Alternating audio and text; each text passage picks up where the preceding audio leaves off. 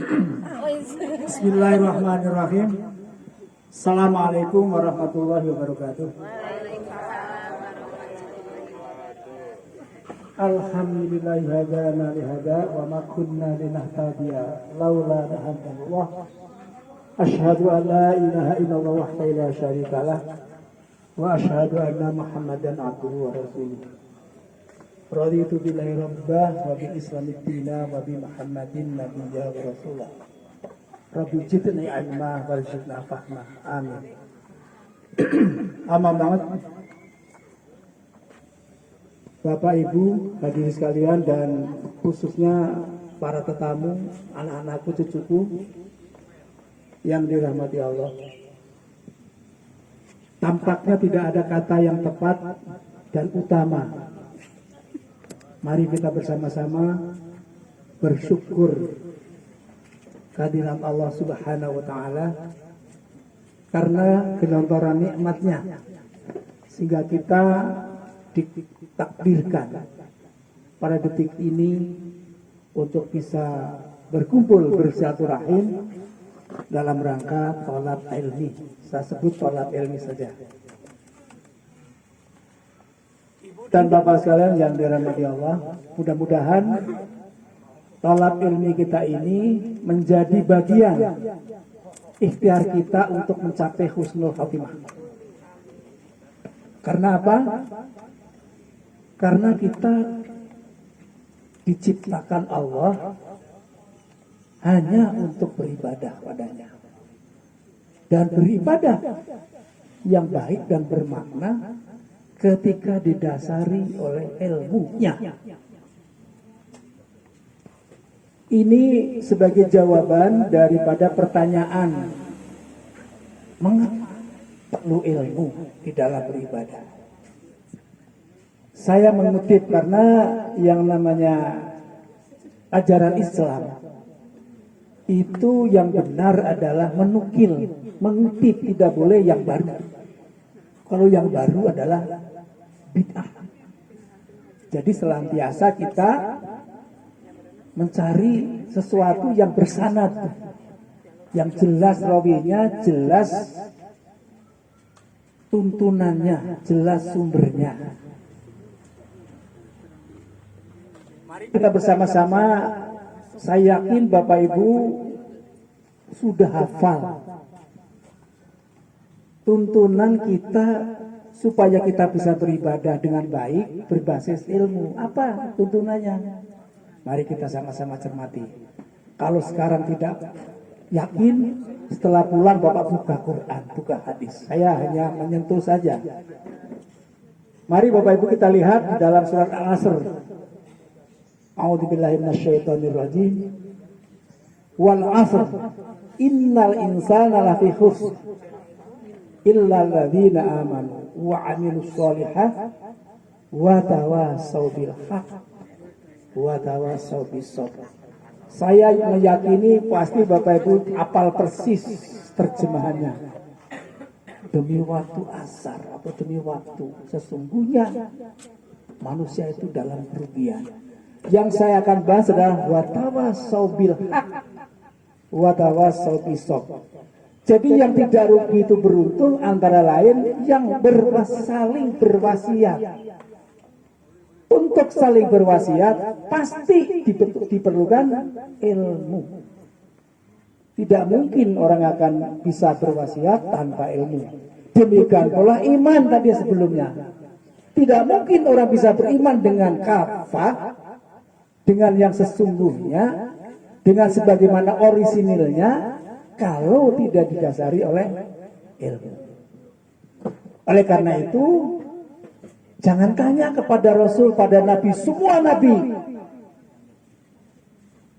Apa bagi Nabi, bagi kita? Apakah tongkat? Bukan. Tetapi menurut hadis yang diriwayatkan Ibnu Majah, warisan para anbiya, para nabi adalah apa? Ilmi. Ulama warasul anbiya lam yuwarasu dinal dirham wa dinar walakin warasul ilmi faman akhadha bi khati wa afri. Sesungguhnya ulama itu mewariskan ya, kepada kita iman, yaitu warisan bukan berupa lam yurafu, bukan berupa warisan dirham dan bukan warisan dinar, walakin akan tetapi warasatul ilmi, warisan berupa ilmu. Oleh karena itu waman, dan apabila seseorang yang mengambil itu maka telah mengambil bagian secukupnya. Ini dorongan kita, tadi saya sebut di awal-awal ini, bahwa mari kita senantiasa menjadikan setiap kita melakukan suatu hablah, isi dengan tolab ilmu. Bapak Ibu yang dirahmati Allah,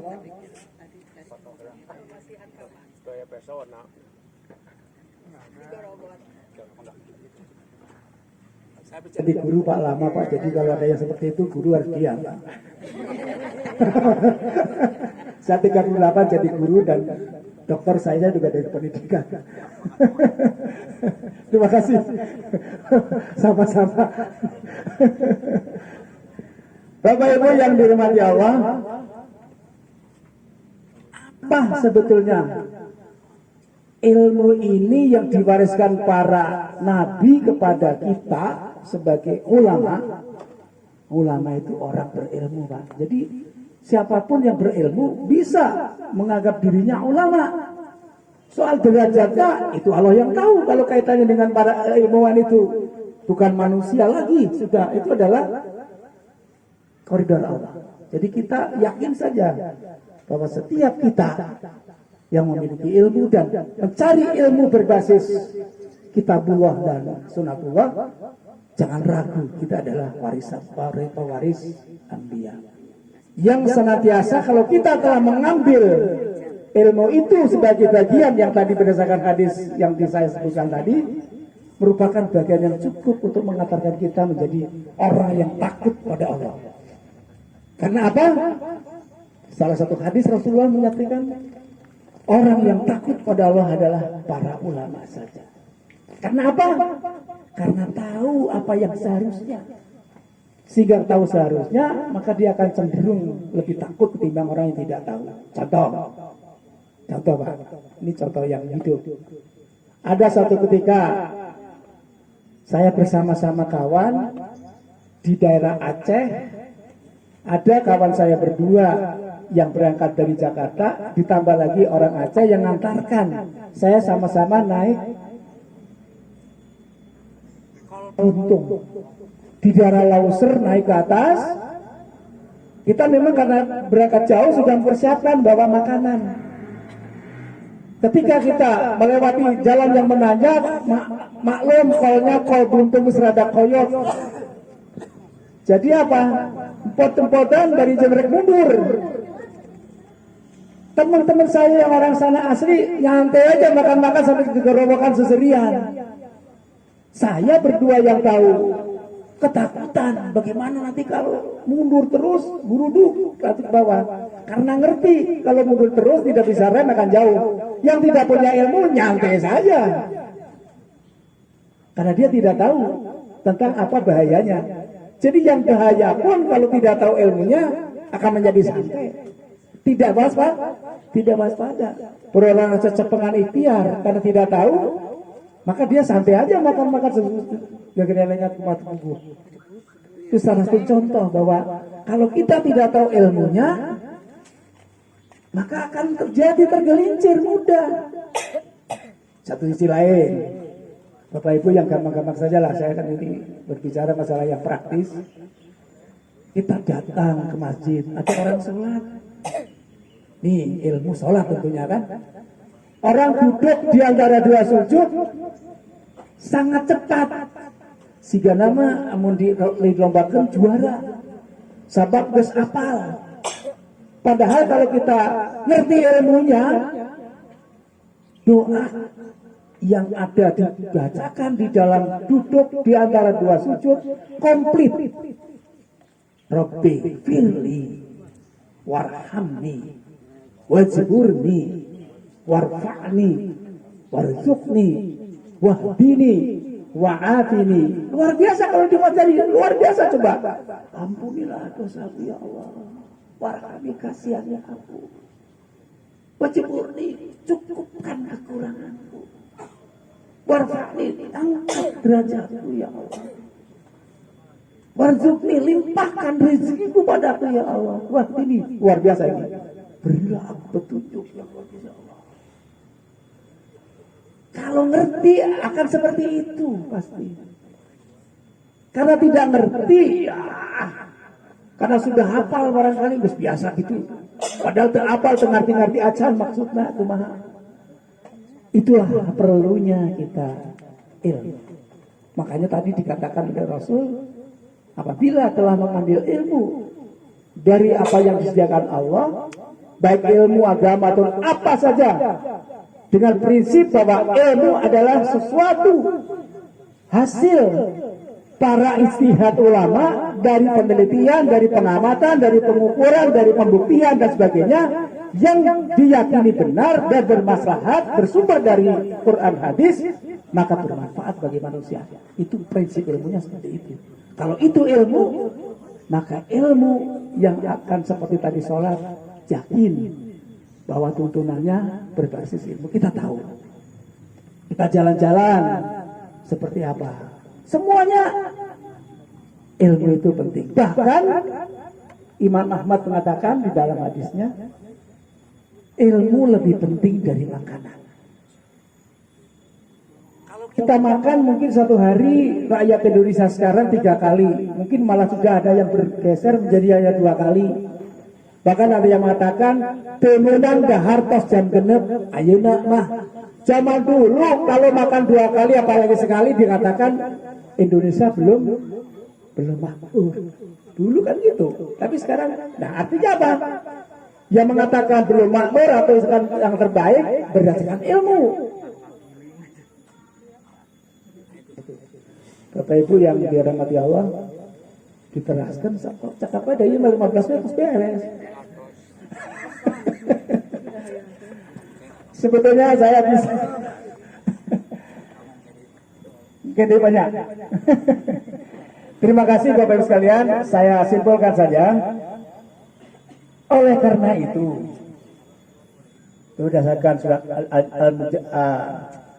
Al-Mujadalah ayat 114, demikian Allah menghargainya umatnya yang mukmin dan berilmu akan ditingkatkan derajatnya beberapa derajat. Yang fa'illadzina minkum walladzina utul ilma darajat.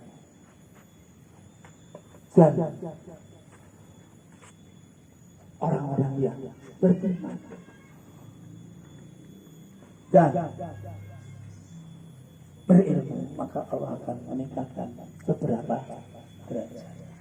Jadi tadi pertama sholat kita menjadi lebih mantap, amalan apapun berbasis ilmu itu akan menjadi selamat, kita akan bisa berhati-hati, kita sholat menjadi lebih tenang, lebih yakin apabila kita punya ilmu, dan apabila kita mendapatkan memiliki ilmu, oleh Allah dijamin ditingkatkan derajatnya. Bukan hanya di dunia, aja di akhirat, bahkan ilmuwan itu dihargai juga di dunia. Lihat di dalam surat As-Saff yang ada tuhibbunaha nasrum minallahi wa fathun qarib. Bukan hanya yaghfir lakum dzunubakum wa yudkhil lakum jannah, tapi tuhibbunallah. Artinya bagi orang-orang yang melaksanakan jihad, yang merasakan sesuatu tindakan-tindakan tentang pendekatan dalam hati Allah, maka akan dijamin oleh Allah bukan hanya mulia di akhirat tetapi mulia di dunia. Jadi para ilmuwan wajar kalau di dunia sudah dimuliakan. Oleh karena itu mudah-mudahan kita semuanya, ini adik-adik saya, cucu saya semuanya calon ilmuwan, kita harus berharap mudah-mudahan kalian semua akan menggantikan kami-kami yang sudah sebentar lagi sudah saya. Dan saya titip mudah-mudahan akan dikembangkan lebih bagus lagi pencarian dan pemahaman ilmu apa saja untuk kejayaan masa depan kita dan bangsa Indonesia. Mudah-mudahan ada guna manfaatnya. Apabila ada salah mohon maaf. Akhirul kalam, mari kita sama-sama berdoa yang sangat jelas dan juga berdoa dalam kerangka kita masih dalam pandemi. Ada 2 doa yang diajarkan Rasulullah. Mari sama-sama untuk mengakhiri kegiatan ini. Mudah-mudahan kita senantiasa diselamatkan dan tidak terkena mara bahaya karena sesuatu yang akan menimpa kita. Mari sama-sama Bismillahirrahmanirrahim. Bismillahirrahmanirrahim. Ma'asmihi syai'ul ardi wala fis-sama wa was-sami'ul alim. Bismillahirrahmanirrahim. Ma'asmihi syai'ul ardi wala fis-sama wa was-sami'ul alim. Allahumma inni a'udzubika minal barasi wal jununi wal judami wa min syarril asqam. Allahumma inni a'udzubika minal barasi wal jununi wal judami wa min syarril asqam. Allahumma inni a'udzubika minal barasi wal jununi wal judami wa min syarril asqam. Allahumma a'inni ala dzikrika wa syukrika wa husni ibadatika. Allahumma a'inni ala dzikrika wa syukrika wa husni ibadatika. Anni masani yadurru anta arhamur rahimin. Anni masani yadurru anta arhamur rahimin. Rabbana atina fid dunya hasanah wa fil akhirati hasanah wa qina adzabannar wa qina jannata mal abrar ya aziz ya ghaffar ya rabbal alamin. Subhanaka rabbil izzati amma yasifun. Wassalamu ala mursalin walhamdulillahi rabbil alamin. Assalamualaikum warahmatullahi wabarakatuh.